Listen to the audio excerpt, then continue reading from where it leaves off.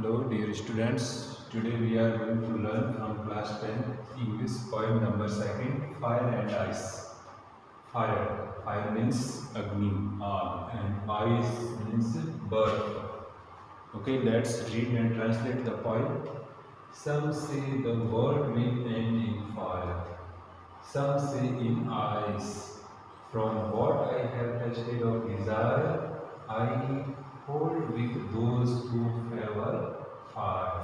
Means poet says that कि some say the world will end in fire. कुछ लोग कहते हैं कि world संसार will end in fire, कि समाप्त हो जाएगा. End in fire. Fire means अग्नि. अग्नि के अंदर पूरी संसार समाप्त हो जाएगा.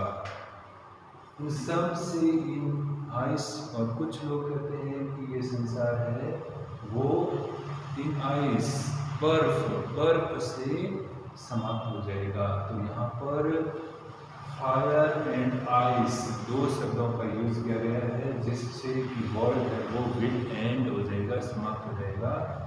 तो यहाँ पे फायर कहा गया है तृष्णाओं को, इच्छाओं को, कि संसार है वो तृष्णाओं से, इच्छा से समाप्त हो जाएगा. और कुछ कहते हैं कि आइस से समाप्त हो जाएगा. आइस मीन्स यहाँ पे आइस का मतलब है घृणा, ईर्ष्या, नफरत. तो फायर एंड आइस यहाँ दो शब्दों का प्रतीकात्मक रूप से प्रयोग किया गया है. फायर को प्रतीक माना गया है तृष्णा का, एंड आइस को प्रतीक माना गया है घृणा का, कि घृणा से और तृष्णा से, इच्छा से, ये दो मूल कारक हो सकते हैं वर्ल्ड को एंड होने के.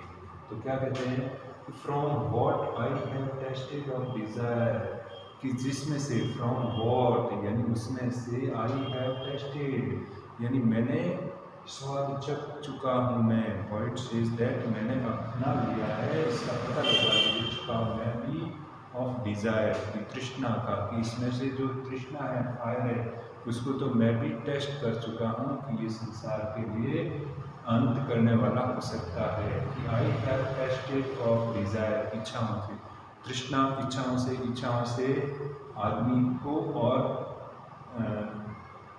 लालायित हो सकता है, और वो बुरे कामों के लिए प्रतीक हो सकता है, जिससे वो कभी कभी विनाश के कारण बन सकती है तृष्णाएं, इच्छाएं.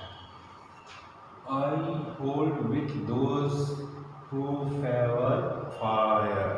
Poet says that, कवि कहता है कि मैं I hold with those, मैं होल्ड करता हूँ, उनका समर्थन करता हूँ, उनके साथ खड़ा हूँ, उन लोगों के साथ who favor fire, जो आग का, अग्नि का इसके लिए पक्ष लेते हैं. मैं उनके समर्थन में खड़ा हूँ. कि तृष्णाएं हैं, फायर हैं, वो एक दिन वर्ल्ड के एंड का कारण बन सकती है.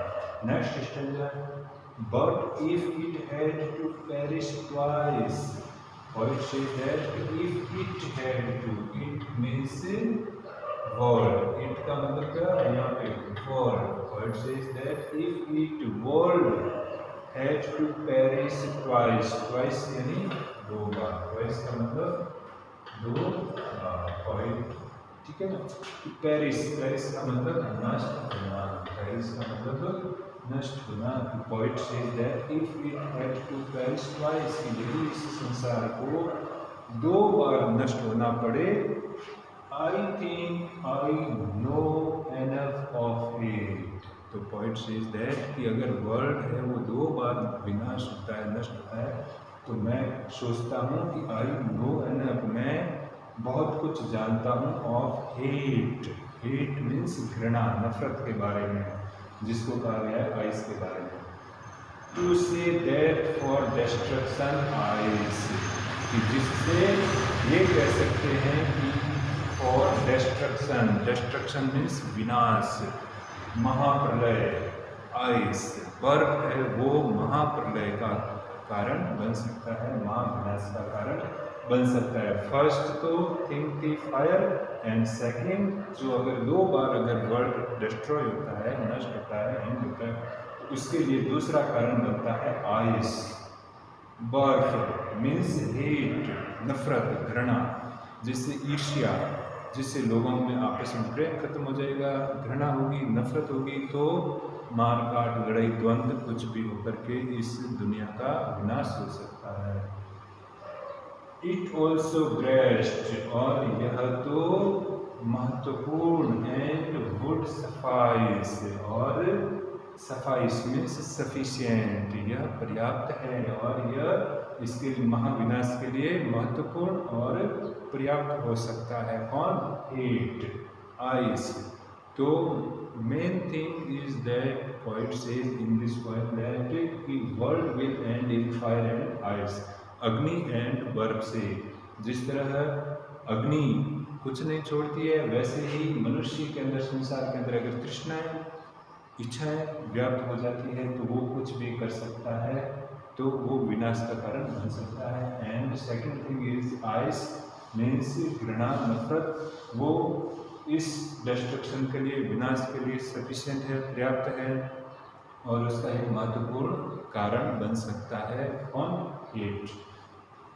This is the main point in this poem, and that's in second video I will send question answers. Okay.